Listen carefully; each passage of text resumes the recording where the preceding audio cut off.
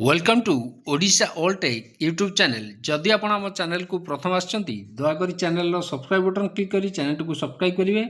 वीडियोटी भल लगे निश्चय वीडियोटी को लाइक करेंगे, कमेंट करेंगे, शेयर करेंगे भूलिए जहाँद्वारा आप प्रतिदिन नुआ नुआ अपडेट पाइपर। तो आसन देखा आज गोटे गुरुत्वपूर्ण खबर उपर आम नजर पकड़ा जो थे अवसरप्राप्त कर्मचारी हूँ कि सरकारी कर्मचारी पेंशनर जो मैंने अच्छा से गोटे खुशी खबर। तो सालारी बढ़िया सहित बा दरमा बढ़िया सहित पेंशन ने बहुत बड़ वृद्धि हम। तो पेंशन जो मैंने अच्छा पेंशन जो मैंने पाँच पेंशन भोगी बा अवसर प्राप्त कर्मचारी से पेंशन ने वृद्धि हम कर्मचारी दरमा वृद्धि सहित। तो आज आम से विषय आलोचना करवा। तो दयाकोरी वीडियो को शेष पर्यटन देखिए जहाँद्वारा आप संपूर्ण खबर विषय जानीपर। तो आसतु आरंभ करवा आज खबरटी।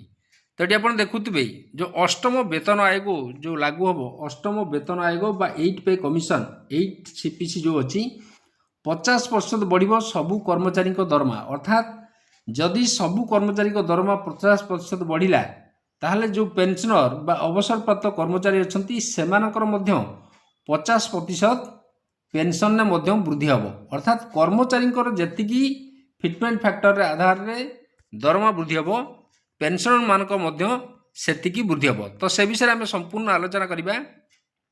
तो ये देखु केंद्र सरकार चलित थर बजेट उपस्थापन पर पूर्व जोटा केंद्रीय कर्मचारी अष्टम वेतन आयोग गठन को अनुमोदन देते किंतु ए पर्यंत केंद्रीय कर्मचारी माने यार गठन घोषणा एवं सरकार ठार परवर्ती पर्याय गुड़ी को अपेक्षा करछंती। तो से हिसाब से जदि देखिबा जदि आम पूर्व वेतन आयोग गठन लगी समय को देखिबा तेबे यह अनुमोदन 2 ରୁ 5 मास मध्य गठन कराइला हेले एथिपाई कौनसी निर्दिष्ट समय सीमा नहीं। अनेक गणमाध्यम रिपोर्ट अनुसार केंद्रीय कर्मचारी को प्रतिनिधित्व करथुवा जो संगठन गुड़िक अच्छी से संगठन जो सरकारी चाकरिया मानकर बा पेंशनर मानकर जो संगठन अच्छी समस्त चाकरी स्तर से माने समान फिटमेंट फैक्टर लागू करने को सरकार को निकट दाबी करछंती जहाँद्वारा कि समस्त कर्मचारी सालारी बा दरमा एवं पेंशन समस्त ग्रेड अलग अलग जो ग्रेड अच्छी समस्त समान हिसाब से वृद्धि पाइब एवं समस्ते समान बेनिफिट पाइपर। तो देखो समस्त कर्मचारी दरमा वृद्धि समान फिटमेंट फैक्टर आधार रे करा जिबा उचित। यही रिपोर्ट रे national council of joint consultative machinery NCJCM सचिव शिवगोपाल मिश्र कहते आमे चाहूँ जे फिटमेंट फैक्टर समस्त पे बैंड रे समान हो ताहाजे बैंड 1 किंबा पे बैंड 4 यह अष्टम वेतन आयोग पूर्व आमर दाबी हेबो जोटा कि आप जानिथिबे जो फिटमेंट फैक्टर आधार रे एटा सबुठारु गुरुत्वपूर्ण भूमिका ग्रहण करथाय जोटी कि फिटमेंट फैक्टर आधार रे कर्मचारी जो दरमा बा सालारी अच्छी एवं अवसर प्राप्त कर्मचारी बा पेंशन भोगी बा पेंशनर मानकर जो पेंशन जो माने पाउचंती सेमानकर पेंशन टाकू निर्धारण कराई थाए फिटमेंट फैक्टर आधार रे।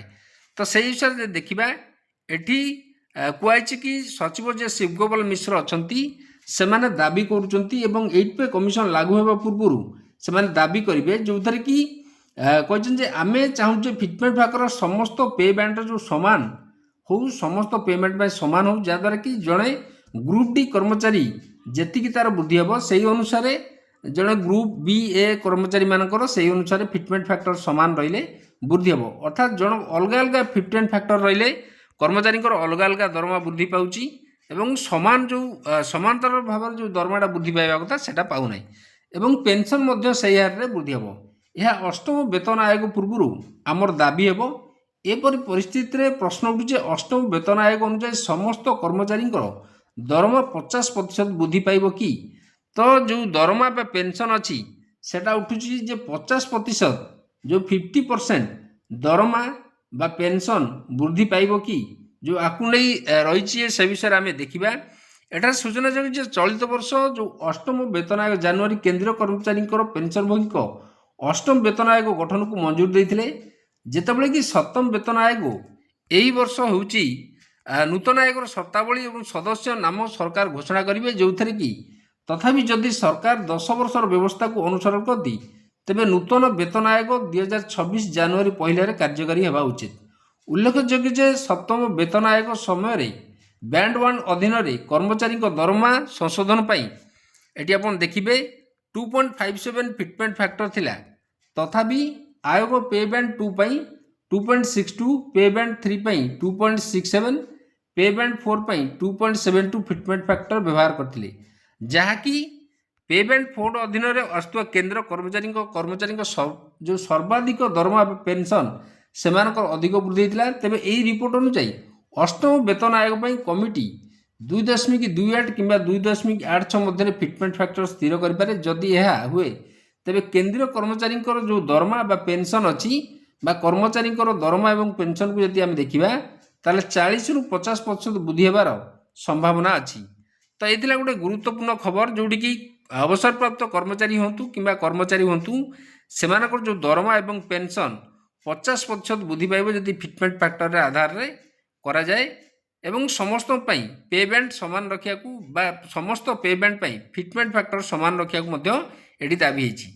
तो आज गुरुत्वपूर्ण खबरटी जदि आपको खबरटी भल लगे दयाकोरी निश्चय चैनल को सब्सक्राइब करेंगे, वीडियो को लाइक करेंगे, कमेंट करेंगे, शेयर करेंगे। धन्यवाद।